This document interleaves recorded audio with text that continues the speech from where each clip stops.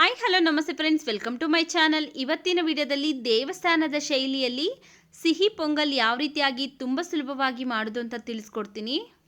ನೋಡಿ, ಇಲ್ಲಿ ಒಂದು ಕುಕ್ಕರ್ಗೆ ನಾನು ಈ ಗ್ಲಾಸಲ್ಲಿ 1 ಗ್ಲಾಸ್ ಅಕ್ಕಿ ಹಾಕೊಳ್ತಾ ಇದ್ದೀನಿ. ನಾರ್ಮಲ್ ಆಗಿ ಊಟಕ್ಕೆ ಬಳಸಿರಲ್ಲ ಸೋನಾ ಮಸೂರಿ ಅಕ್ಕಿ, ಅದನ್ನೇ ನಾನು ಇಲ್ಲಿ ಬಳಸ್ಕೊಳ್ತಾ ಇದ್ದೀನಿ. ನಿಮ್ಮ ಹತ್ರ ರೇಷನ್ ಅಕ್ಕಿ ಇದ್ದರೆ ಅದನ್ನು ಹಾಕೊಳ್ಳಿ, ತುಂಬ ಚೆನ್ನಾಗಿರುತ್ತೆ. ಹಾಗೆಯೇ ಸೇಮ್ ಗ್ಲಾಸಲ್ಲಿ ಅರ್ಧ ಗ್ಲಾಸ್ ಹೆಸರುಬೇಳೆ ಹಾಕ್ಕೊಂಡು 1-2 ಸರಿ ಚೆನ್ನಾಗಿ ವಾಶ್ ಮಾಡ್ಕೊಂಡಿದ್ದೀನಿ. ಈಗ ಅಕ್ಕಿ ಯಾವ ಗ್ಲಾಸಲ್ಲಿ ತಗೊಂಡಿದ್ರಲ್ಲ ಅದೇ ಗ್ಲಾಸಲ್ಲಿ 4 ಗ್ಲಾಸ್ ನೀರನ್ನ ಹಾಕ್ಕೊಳ್ತಾ ಇದ್ದೀನಿ. ಇದು ಸ್ವಲ್ಪ ಸಾಫ್ಟಾಗಿ ಬೇಯಿಸ್ಕೊಳ್ಬೇಕು, ಆದ್ದರಿಂದ ನಾವು 4 ಗ್ಲಾಸ್ ನೀರನ್ನ ಹಾಕ್ಕೊಳ್ತಾ ಇದ್ದೀನಿ. ಹಾಗೆ ಕುಕ್ಕರ್ ಲಿಡ್ನ ಕ್ಲೋಸ್ ಮಾಡಿ ಸ್ಟವ್ ಮೇಲಿಟ್ಟು 3 ವಿಷಿಲ್ ಕೂಗಿಸ್ಕೊಳ್ಳೋಣ.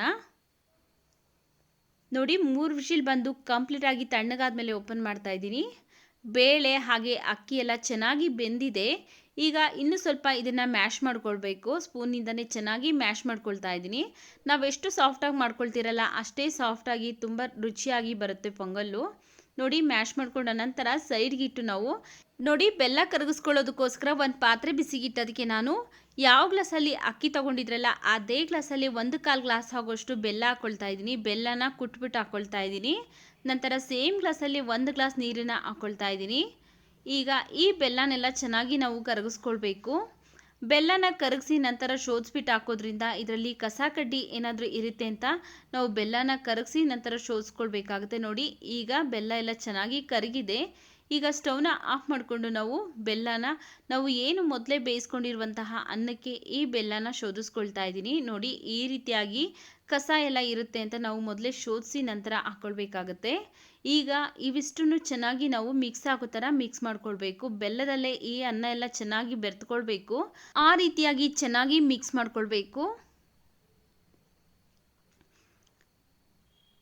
ನೋಡಿ, ಈ ರೀತಿಯಾಗಿ ಚೆನ್ನಾಗಿ ಮಿಕ್ಸ್ ಮಾಡ್ಕೊಂಡ ನಂತರ ಈಗ ಇದನ್ನು ಸ್ಟವ್ ಮೇಲಿಟ್ಟು ಒಂದು 3-4 ನಿಮಿಷ ಚೆನ್ನಾಗಿ ಕುದಿಸ್ಕೊಳ್ಬೇಕು.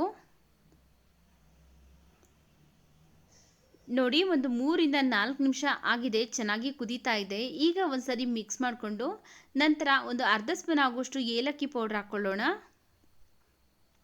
ಹಾಗೆಯೇ ಒಂದು 4 ಸ್ಪೂನ್ ಆಗುವಷ್ಟು ಒಣಕೊಬ್ಬರಿನ ಮಿಕ್ಸಿಯಲ್ಲಿ ಪೌಡ್ರ್ ಮಾಡಿ ಅದನ್ನು ಇದಕ್ಕೆ ಹಾಕ್ಕೊಳ್ತಾ ಇದ್ದೀನಿ. ನೀವು ಬೇಕಾದರೆ ತುರಿದ್ಬಿಟ್ಟು ಹಾಕ್ಕೊಳ್ಬೋದು. ನಾನಿಲ್ಲಿ ಮಿಕ್ಸಿಯಲ್ಲಿ ಒಂದು ರೌಂಡ್ ತಿರುಗಿಸಿ ಹಾಕ್ಕೊಳ್ತಾ ಇದ್ದೀನಿ.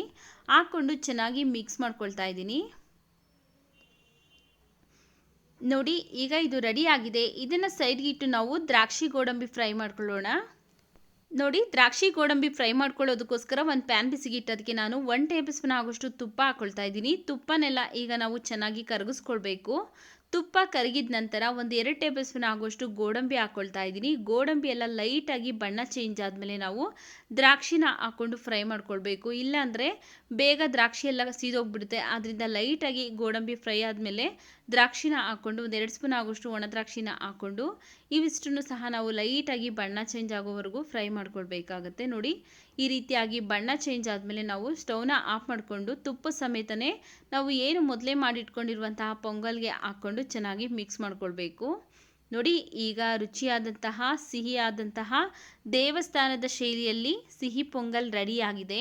ಈ ವಿಡಿಯೋ ನಿಮಗೆ ಇಷ್ಟವಾಗಿದ್ದರೆ ಈ ವಿಡಿಯೋಗೊಂದು ಲೈಕ್ ಮಾಡಿ, ಈ ವಿಡಿಯೋನ ನಿಮ್ಮ ಫ್ಯಾಮಿಲಿ ಫ್ರೆಂಡ್ಸ್ಗೆ ಶೇರ್ ಮಾಡಿ. ನಮ್ಮ ಚಾನಲ್ಗೆ ಇನ್ನೂ ಸಬ್ಸ್ಕ್ರೈಬ್ ಮಾಡ್ಕೊಂಡಿಲ್ಲ ಅಂದರೆ ಪ್ಲೀಸ್ ಸಬ್ಸ್ಕ್ರೈಬ್ ಮಾಡಿಕೊಂಡು ಸಪೋರ್ಟ್ ಮಾಡಿ.